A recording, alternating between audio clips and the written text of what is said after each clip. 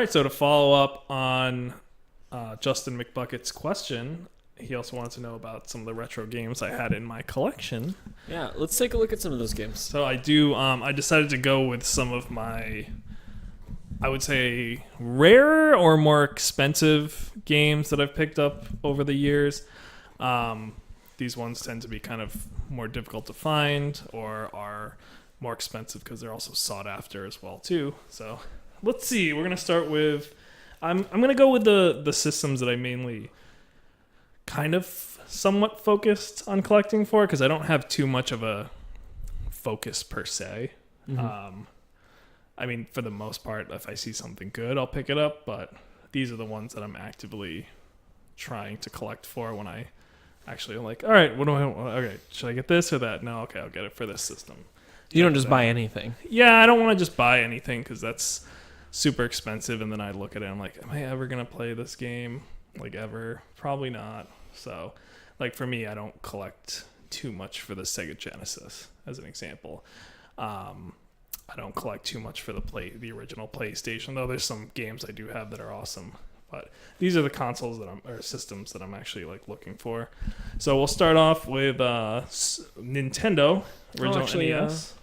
I'll hold the games up to the screen if you want while you're talking. So the first one on my NES here that I'm going to show is a really awesome game called Metal Storm. Well, you've got like the cool little box and everything too. Yeah, the sleeve. So yeah, that's Metal Storm. You can see it's got a little bit of a red marker on there, but it's okay. Brought the price down slightly. But Metal Storm is pretty much a side-scroller shooting game where you're like this robot.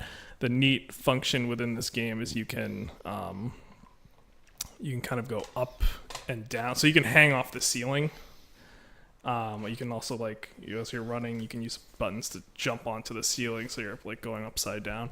That's a fun game. I'd put it in the hard to find category. It's not a super rare game or anything like that, but I'd put it in definitely hard to find, probably up in $150 range or so maybe. I haven't done pricing in a little while though, so I'm not exactly sure what the relevant prices today are, but on the Nintendo side, still sticking to that. The other one is Mighty Final Fight. Is this original? No, that's not original. It's just that's just a plastic sleeve on it. So Mighty Final Fight. This was the Nintendo version of Final Fight, which came out in the arcades. It also came out for the Super Nintendo as well. But they decided to do a cutesy adaptation of Final Fight, which is a 2D beat 'em up. So this one's also difficult to find, I think, because it's more of a later release for the system. So this one probably also maybe around this similar price to Metal Storm, maybe around the $150, $180 range. Not exactly sure again, but definitely a very fun game if you're looking for something that's hard to find but also fun. If you come across it, I actually kind of prefer this to the original Final Fight. I wish it was 2 players. That would have been nice, but it's a really good game. Moving on to the next generation, we will go with Chrono Trigger for the Super Nintendo.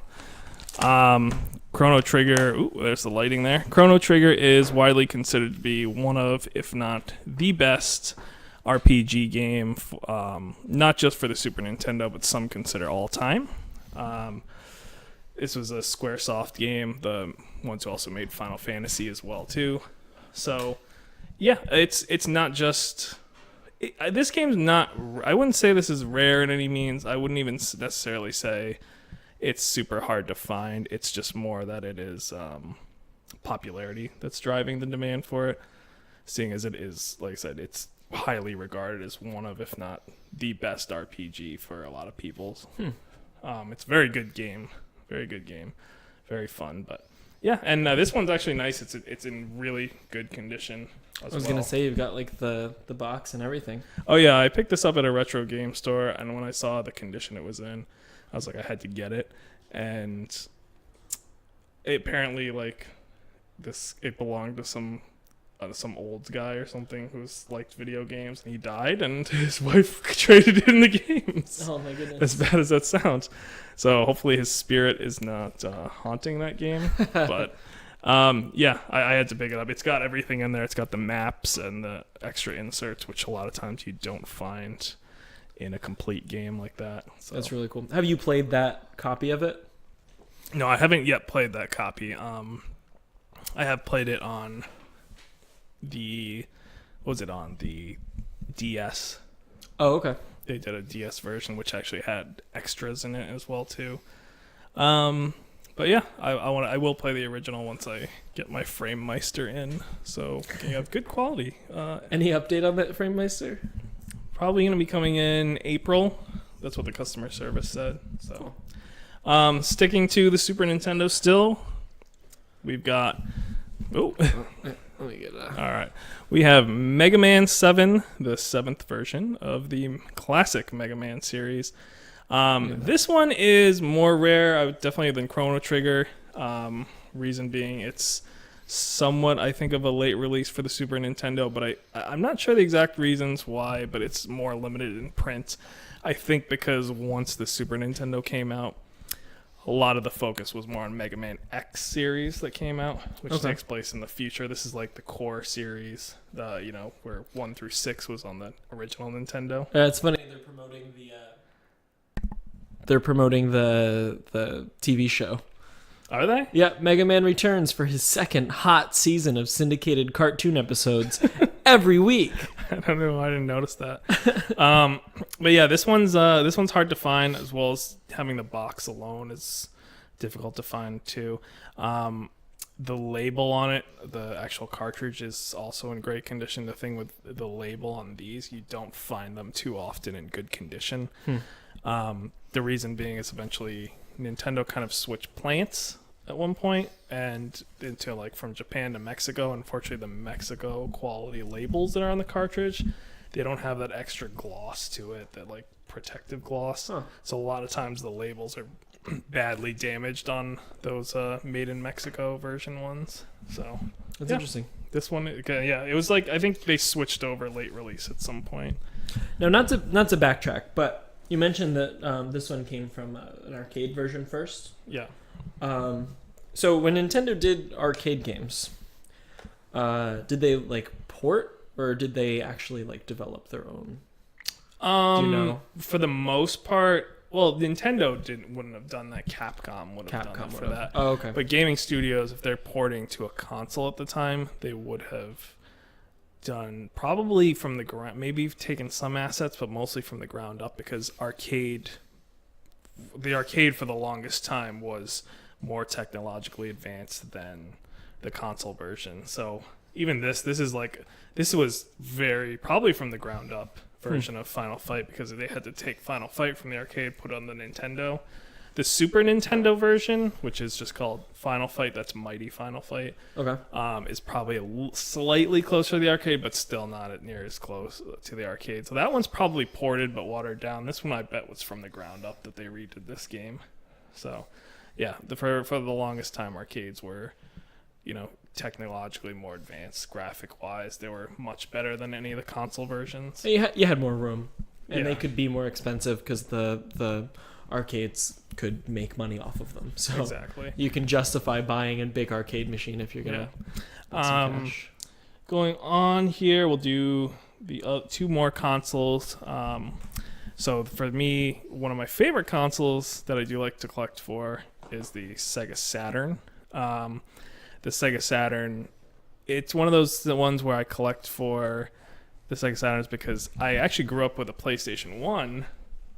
But nowadays, I want to collect for the Saturn. I don't know if it's because I'm something I missed out on growing up or what it is. But same thing with Super Nintendo. I had a Genesis growing up, and now I'm kind of going back and trying to get things for the Super Nintendo. So, all right, we'll start off with some of my harder to find games.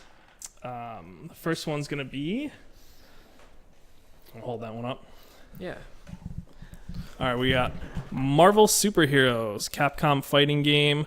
Very cool, very fun game. This is, I think, the second game in the Marvel or Versus kind of series that eventually culminated into Marvel versus Capcom and whatnot in the future. But yeah, this is a fun game. Saturn, it's ported straight from the arcade. I think if you use the RAM cart, it's somewhat arcade perfect. I know X-Men versus Street Fighter is. But yeah, this is a hard to find game on the Saturn. I think the PlayStation version is also difficult to find as well too. I want to say this goes for maybe 120 plus. Actually, it could be more than that. I don't remember off the top of my head. I think it's gone up in price, so it could even be closer to the $200 range or so. But yeah, not an easy game to find, but a fun game to play. Good for any fighting game fans out there like me. I was gonna say there seems to be a theme with your collection. Yeah, there's a couple of fighting games in there. The next one's going to be another Capcom game. This one is going to be Mega Man X4 for the Sega Saturn as well. Whoa.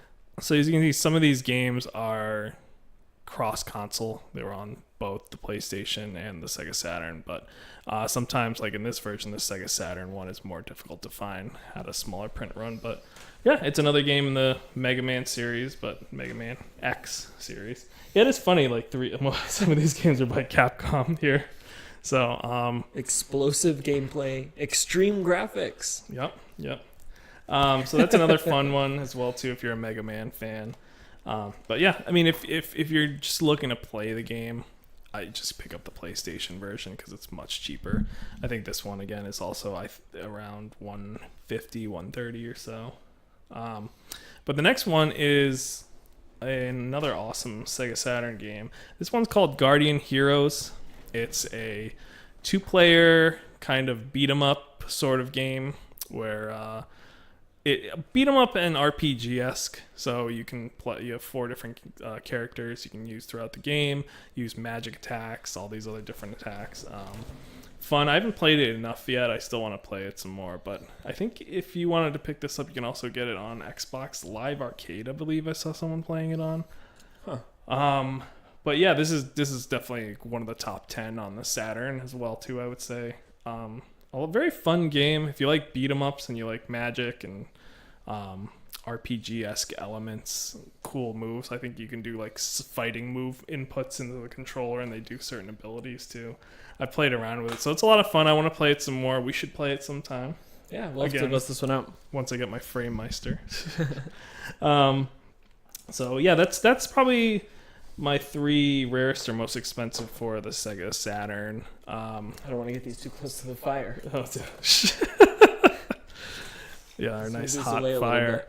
The next one, for the last one, is now these games, on the other hand, are probably the rarest of the rare for games. So games in general, not just your collection. Yeah, I would say gaming in general because these ones, for the most part, it's on a different scale. So like you can comparably say, okay, this game's hard to find, this game's rare, but like an uncommon for this series, for this system, would be considered rare for the Super Nintendo. You know, like it's you say that's uncommon, but it's really more on the rare scale. So this one kind of has its own scale, I would say.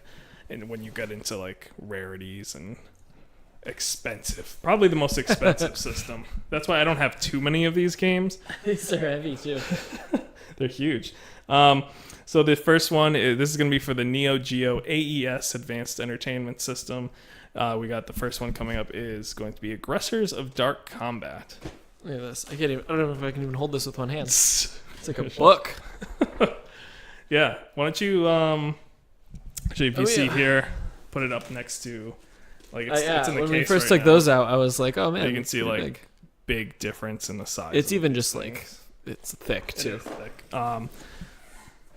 So yeah, this is a fighting game for the Neo Geo. Surprise, because the Neo Geo has probably 70% of the games in the collection are fighting games. There is no fluff in this package whatsoever. Oh yeah. This is just giant cartridge. Yeah, hold that cartridge up.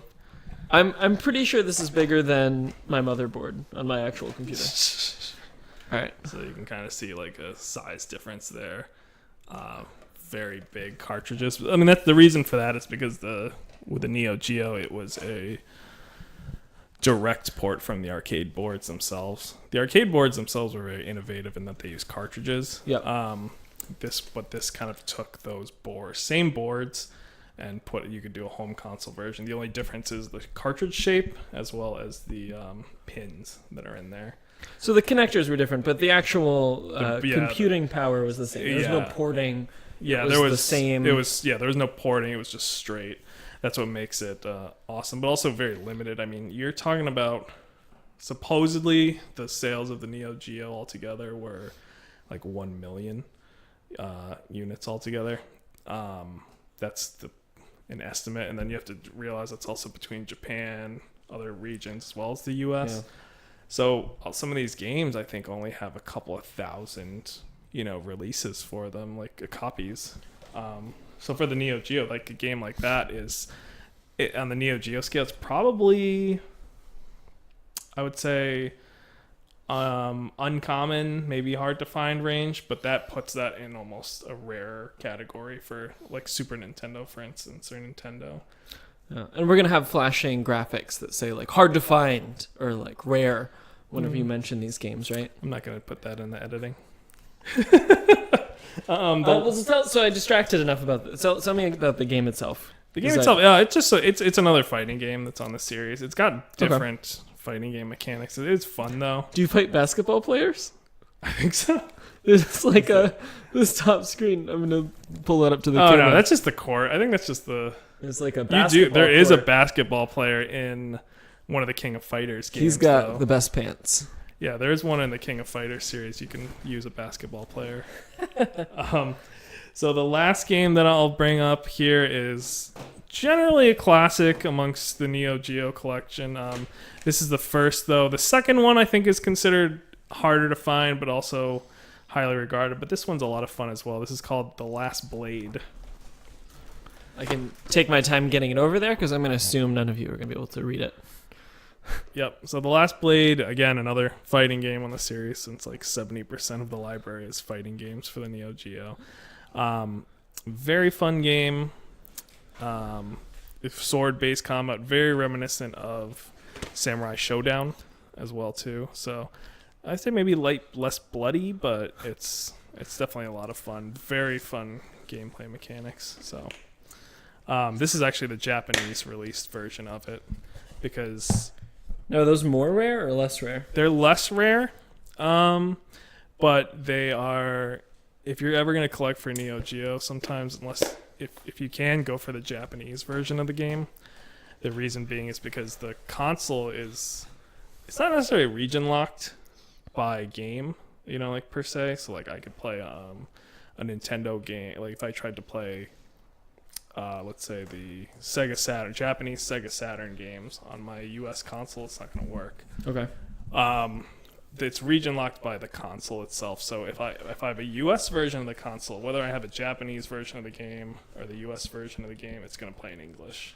Oh. So if I have the Japanese console, US version, or it's not US but North American English version, or if I have the Japanese version, it'll play in Japanese. That's interesting. Yeah. So that hopefully answers your question there. And if you have any others, Justin, definitely feel free to let us know in the comments section. So what's like of the games? So these are like your favorites because you're the most rare. Or? I wouldn't say they're necessarily my favorites. Definitely, most of them here are. Well, honestly, I would say that most of these games I do really enjoy. There's not a favorite. There's not one in here that's like, oh, this game sucks, but I just collected it because it's Don't rare. knock our fire over. Oh, yeah. Ow. Yeah, there's not one in here that I would say is like, wow, that game's not good, but it's rare. Because that does happen on other it does happen with some games. Like the NES has a game called like Color Me Dinosaur. It's like legitimately like a coloring. You're trying to color these dinosaurs. It's like a kid's game, but it's super rare. Yeah. I don't really care to have a rare game that's not fun in my collection. I'd rather have a fun game that I'm actually going to get some use out of and play. Cool. So, yeah, most of these games... No, I would say not most. I'd say all of these games are super fun to play and are awesome. I don't really like to collect just, not fun games. Just rare to be rare kind of thing. Yeah. Maybe in the future we'll get some playtime with each of those systems.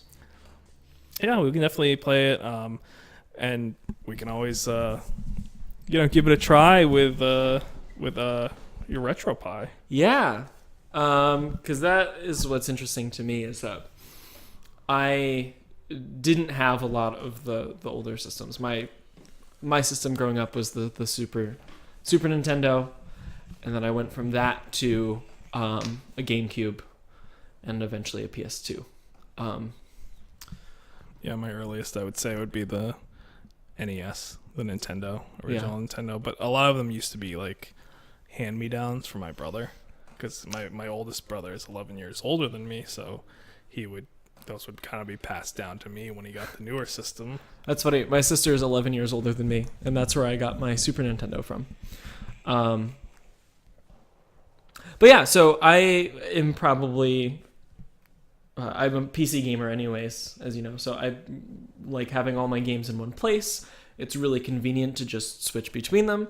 So I thought it would be cool if I could build a smaller computer where I could just have a lot of the games on it without having to go hunting as you've gone hunting. Because how long have you been hunting for some of these retro games? Maybe like 5 years now at this point. Not too long, but long enough to build up some sort of collection. And even then, I'm not a hardcore collector per se. You're not doing it every day. Yeah, I'm not every day. I mean, a hardcore would be somebody who's got a couple of thousand games. I probably have a couple of hundred. Yep. So I'd say it's more than a casual collector. It's more than a casual game, much more than a casual gamer. So I'd say I'm like in between, like medium collector. Like I said, I only like to collect games that I like. That have interest to me. That's the same thing for me too, but even then it would take me quite a while to find some of the games that I want to try or Yeah. I mean, I would say one of the parts though of retro game collecting too isn't necessarily, it's not always getting a game that you want and playing it. It's part of it's the thrill of the hunt too. Going out there, searching. I mean, you will, when you're collecting for the games that you want, trying to find it's miss, hit, miss, hit. You know, there's a lot of time that goes into it, and you're not doing it for the most part for any kind of resale value. It's nice to have these games that you get them for a cheaper price and they have a value to it, but the time and gas, just time doing things. It's not like I'm trying to make money off it or anything. It's just, it's part of me is I like having a physical copy that I can hold on to for most of these games for maybe the rest of my lifetime, that they'll still be okay and around. Yeah. So that's part of it too. But yeah, it's the thrill of the hunt that's I think's the most fun in retro game collecting, is just going out there, searching, not finding anything, and then finding stuff. Well,